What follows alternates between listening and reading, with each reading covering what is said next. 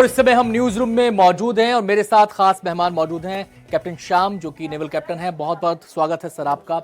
और ऐसे जो ऑपरेशन है काफी नजदीक से इनके बारे में वो हमें विस्तार से बता पाएंगे। वैसे आपको बता दूं कि आप सोचेंगे कि ये पूरा का पूरा मॉडल दरअसल है क्या। इस मॉडल के जरिए हम एक कोशिश कर रहे हैं कि जमीन पर जो स्थिति थी ऑपरेशन सिंदूर के टाइम वो कैसी रही थी। ये देखिए, ये पूरा हिस्सा है, ये भारत है यहाँ पर। इसके अलावा ये जो आप ये छोटे छोटे जो आप पॉइंट्स हमने बनाए हैं, ये वो पीओके के इलाके हैं जिनको कल ऑपरेशन सिंदूर के जरिए टारगेट किया गया। ये पाकिस्तान है। पीओके के बाद पाकिस्तान के भी हिस्सों में हमने टारगेट किया है। 4 लोकेशन ऐसी थी पाकिस्तान के अंदर आतंकी कैंपों की जिनको हमने टारगेट किया। इसमें सबसे बड़ी बहावलपुर और मुरीद के थी। इसके अलावा भी 2 लोकेशन और थी जहां पर हमने आतंकी ठिकानों को टारगेट किया है। इसके अलावा ये तमाम वो लोकेशन है, 5 लोकेशन पीओके में थी जहां पर हमने आतंकी कैंपों को निशाना बनाया। और कुल जमा इस पूरे ऑपरेशन की अगर हम बात करें तो बेहद सक्सेसफुल ऑपरेशन ये रहा। सबसे पहले तो सर यही जानना चाहेंगे कि सेना का जो सूत्रों के हवाले से हमें खबर मिली कि पूरी तरह सक्सेसफुल ऑपरेशन रहा, कोई किसी किस्म का डैमेज हमारी तरफ नहीं हुआ और वहां पर हाहाकार मच गया। बिल्कुल आनंद, ये जो ऑपरेशन सिंदूर है ये एक बेहतरीन प्रोफेशनल ऑपरेशन कहा जा सकता है और भारतीय सेना, नौसेना और वायुसेना का एक कोऑर्डिनेटेड ऑपरेशन था। और इस हिसाब से हम देखें तो इसकी पूरी तैयारी की गई थी। तैयारी मतलब इंटेलिजेंस एक सतत प्रक्रिया है और पहले तो इंटेलिजेंस गेनिंग, आइडेंटिफाइंग टारगेट्स, सब एक मिशन ओरिएंटेड हिसाब से हमने किया और एक अच्छी हमने तालमेल रखी और इसकी ड्रिल्स की हमने। और ये सब पूरी तरह से एक तरह से कोऑर्डिनेशन मीटिंग्स के दौरान और टारगेट्स डिफाइन करके, आइडेंटिफाई करके, डेजिग्नेट करके कौन किधर कैसे, आर्मी का क्या, नेवी का क्या, एयरफोर्स का क्या रोल, ये जो मिलिट्री की बातें होती हैं ये एक प्रोफेशनल बातें होती हैं। और भारतीय सशस्त्र सेनाएं जो हैं अपने प्रोफेशनलिज्म के लिए जानी जाती हैं। तो प्रोफेशनल जो मैन्यूवर्स होते हैं वो टैक्टिकल मैन्यूवर्स को काफी हद तक अंजाम देने के लिए काफी कुछ करना पड़ता है। और सबसे बढ़कर बात होता है पॉलिटिकल विल और देश का मनोबल और वो जो प्रशासन का बैकअप। तो जब तक ये पॉसिबल नहीं है तब तक सेना ये काम नहीं कर सकती। तो एक बात इस ऑपरेशन को लेकर थी, पाकिस्तान भी शायद सोच रहा था और पीएम ने भी कहा था कि कल्पना से परे होगा।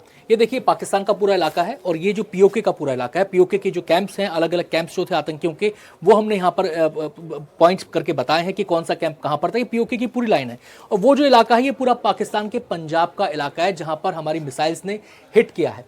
इतनी अंदर तक जाकर और इतने प्रिसिशन के साथ, इतनी सटीकता के साथ अंजाम देना, एक भी सिविल कैजुअलिटी नहीं होना, खुद कोई डैमेज नहीं होने देना और उसके बाद ऑपरेशन को वो करना। तो पाकिस्तान, मुझे लग रहा है कि पाकिस्तान तैयार था शायद पीओके के लिए। उसने अंदाजा ही लगाया था पंजाब तक घुस के मारा जाएगा इस बार। बात बिल्कुल आपने सही कहा और बहुत ही बेहतरीन। और ये सबके दिमाग में आ रहा है कि ये कल्पना से परे जब हमने सुना था अपनी पॉलिटिकल विल का जो ये स्टेटमेंट शुरू से ही, तो ये क्या था। पहले उन्होंने कहा था ITP, identify, trace and punish.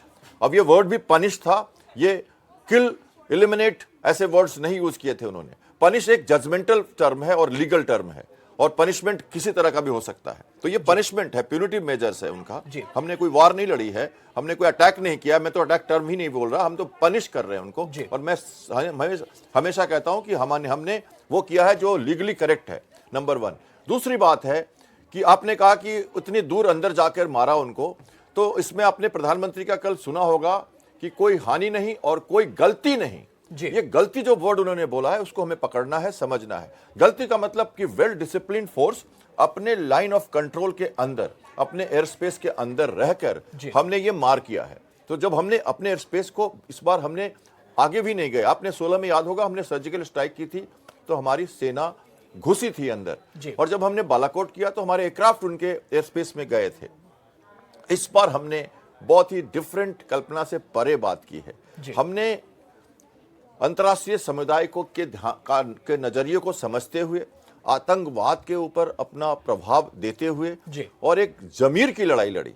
हमने जमीन की लड़ाई नहीं लड़ी। तो ये था कल्पना से परे। और दूसरी बात जो आपने कहा कि POJK में जो हमने अटैक किया था 16 और 19 में, हम उससे इस बार बढ़ गए और हमने उनकी पंजाब में जो मेन हमारे जो आपने दिखाया दिल है पंजाब का, दिल है पाकिस्तान का, पंजाब जो पाकिस्तान का दिल है उसमें छेद कर दिया। उसमें हमने छेद किया और वो भी बिना एयर स्पेस वायलेशन के। तो अब पाकिस्तान के पास कोई चारा ही नहीं है।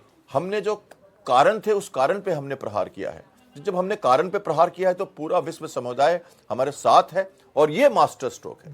हम अगर भारत के रिस्पांस की बात करें, क्योंकि हम इसके ऑपरेशन को तो एनालाइज कर ही रहे हैं, लगातार विशेषज्ञ तमाम एनालाइज कर रहे हैं कितना बड़ा ऑपरेशन कैसे अंजाम दिया गया, उसके क्या क्या इंपैक्ट हो सकते हैं आने वाले दिनों में। तो मैं इस ऑपरेशन से जुड़ी दो बातें मुझे समझ में आती है कि एक तो हमने रिस्पांस दिया, सटीक रिस्पांस दिया, ताकतवर रिस्पांस दिया, लेकिन ये रिस्पांस रिस्पॉन्सिबिलिटी के साथ था। रिस्पॉन्सिबिलिटी क्या कि किसी भी सिविलियन टारगेट को हिट नहीं करना, किसी भी मिलिट्री टारगेट को हिट नहीं करना, ये बता देना इस रिस्पांस के जरिए कि हम एस्केलेट नहीं कर रहे हैं, हम बेसिकली पहलगांव के जो परपेट्रेटर्स हैं, जो आतंकवादी हैं, उनको पनिश कर रहे हैं। जैसा कि सर ने भी कहा, सर ये जो रिस्पॉन्सिबिलिटी वाला फैक्टर यहां पर आता है जो पाकिस्तान नहीं दिखाता कभी भी, ये कितना बड़ा भारत का टेक्टिकल मूव है, इस रिस्पॉन्सिबिलिटी को जाहिर करना कि हमने किसी सिविलियन टारगेट को हिट नहीं किया। ये भारत के लिए कितना बड़ा हथियार है, कितनी बड़ी ताकत है भारत की। आनंद जी, इस बार हमने एयर पावर यूज किया है जी। और जब हम एयर पावर यूज करते हैं, कारगिल के दौरान याद होगा आपको, हमारी सेना को कहा गया था कि आप एलओसी क्रॉस नहीं करोगे और एयरक्राफ्ट भी क्रॉस नहीं करेंगे, क्योंकि हमें वो भी इंटरनेशनल रेगुलेशंस के हिसाब से लड़नी थी। तो ये जो हमने इस बार किया है, इस बार एयर पावर का यूज किया है पूरी तरह से, और एयर पावर के कई कंपोनेंट होते हैं, आपने दिखा रखा है एयर पावर को यहाँ पे, फाइटर जेट से हमारे। यस, तो एयर पावर के और भी कंपोनेंट्स होते हैं, और वो सारे कंपोनेंट्स हैं, जैसे ड्रोन हो सकते हैं, मिसाइल्स हो सकती हैं, ये सब एयर पावर में आते हैं आजकल, क्योंकि आजकल डिस्टेंट लड़ाई जाती है।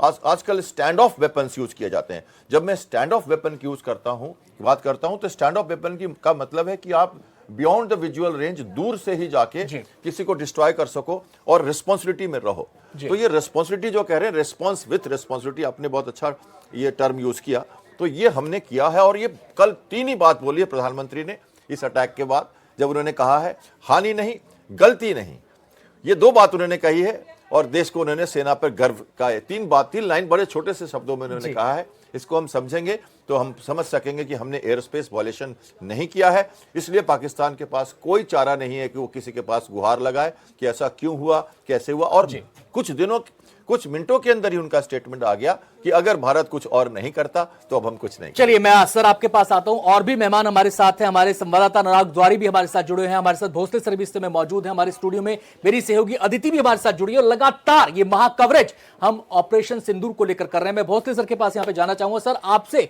एक बात यहां पर मैं समझना चाहता हूं, जैसे कि सर ने कहा कि हमने इंटरनेशनल किसी सीमा का उल्लंघन नहीं किया, हम अपने एयर स्पेस में रहे, वहां से हमने अपना जवाब दिया है, तो पाकिस्तान के पास कोई चारा नहीं है, वो रिएक्ट कैसे करे, वो गुहार लगा सकता है। तो ये जो शांति के गीत गाने की कोशिश पाकिस्तान कर रहा है, ख्वाजा आसिफ ने जैसा कि कहा कि भारत एक्शन नहीं लेगा तो हम तनाव खत्म करने के लिए तैयार हैं, तो ये शांति के गीत गाना या इस सुर में बात करना, अपने सुर बदलना, ये दरअसल उसकी मजबूरी है, कोई उसका बड़प्पन यहां पर नहीं दिखाता, मजबूरी है, वो करे तो करे क्या, उसे समझ में नहीं आ रहा।